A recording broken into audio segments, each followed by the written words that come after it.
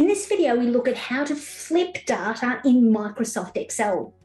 Have you ever typed data into an Excel worksheet only to realize that rather than going across the sheet, you've gone down, or vice versa? It's easy to do. We're under so much time pressure to get things done.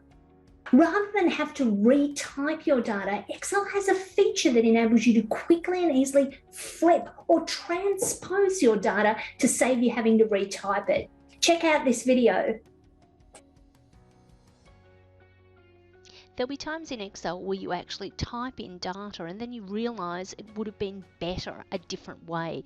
So here we have our regions or our locations as column headings and our products as row headings.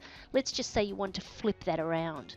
A lot of people would type that out again, but what I'm going to do is highlight this data and I'm going to do a standard copy using any of the formatting options or any of the toolbar options or a right click, etc. Now I'm going to paste, but if I just do a straight paste, it's just going to paste it as it is. I need to click on the drop arrow here and I'm presented with a range of options. Now the option I want to choose is this one here, which is Transpose.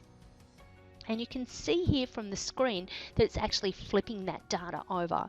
So if I click on that, it flips the data over, and potentially what I could do is highlight this data and delete those rows and delete this one so that my data was actually presented in the form that I now wanted it to be in.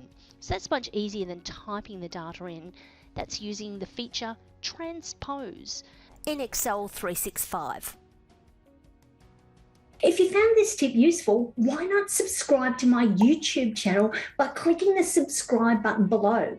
Want more? Check out my Data Analysis Made Simple in Microsoft Excel short course. The link's below.